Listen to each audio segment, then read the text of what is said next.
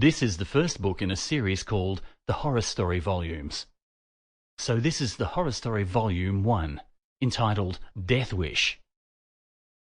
It was written by G.M.Hague and narrated by the author, myself, G.M.Hague.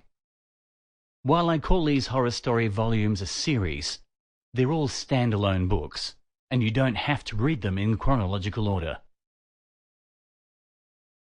I'm an Australian author, and my novels, unless it's otherwise really obvious, are by default set in Australia and populated by Australian characters.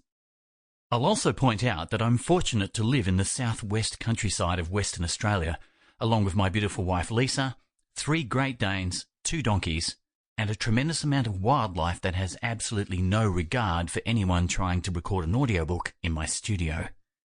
Despite my best efforts to avoid it, you may still occasionally hear very faint bird noises in the background. I've tried recording at night, but then you just get the frogs. These noises are almost inaudible and don't impact on the quality of the recording, but using some listening devices, you may just hear 1 or 2.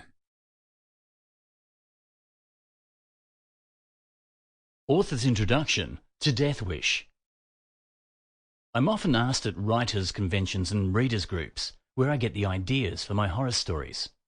So I thought it would be a good idea to briefly introduce these horror story volumes with an explanation of what's behind each book. When someone or something comes back from the dead, usually it's because of some evil intent by a malicious demon or ghost, or the devil himself has been disturbed. You didn't ask for it. Then again, sometimes people make stupid mistakes by dabbling with things best left alone, like Ouija boards and seances.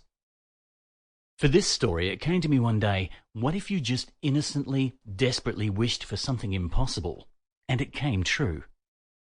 Perhaps confused with grief and loneliness over the loss of a loved one, you didn't really understand what you were saying or doing. Worse, you didn't know that something dreadful was listening, waiting for a chance. Then things could get really bad, because it's not going to be anything like Patrick Swayze helping out Demi Moore's pottery, while a ghostly Whoopi Goldberg cracks jokes in the background. Let's face it, when the dead come back, it's never going to be good, no matter who it is. Chapter 1.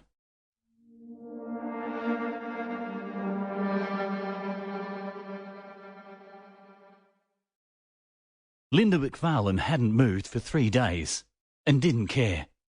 She'd done nothing except sit on the couch and stare across the room, chain-smoking and drinking whatever came to hand. Her husband Brian was dead, and it had shocked her, completely and utterly surprised her, even though they'd known he was dying. I just want him back, she thought once again, well aware it was a foolish path to let her mind go down. It wouldn't help wishing for the impossible. I'd give anything to get it all back. I want to turn back time and make everything right again. For God's sake, what harm would it do to the universe? The empty house ticked and creaked around her. A wind breathed in the eaves like a long sigh of despair. It was an unfamiliar place. Linda didn't particularly like it. Brian had loved it on sight. The cancer was diagnosed a year earlier, and no miracles were ever going to happen. Their lives had been a countdown to his inevitable final breath from the very first moment they'd known he was gravely ill. His sister had it too, except it was cancer of the spine for her. Eileen was still alive, sustained by bitterness and spite, dismissive she'd survived longer than her brother. So what, she said. What difference does it make? Their grandmother died of lung cancer. History was merely repeating itself. The disease was in their blood, in their genes. So no, they hadn't wasted precious time trying to beat it. No trips to mystical mountains or fountains of youth. No crazy diets. No sudden religious awakenings. Once the doctors showed Brian the damage to his body, and not long after, how quickly the disease was spreading, it was a matter of enjoying the months he had left.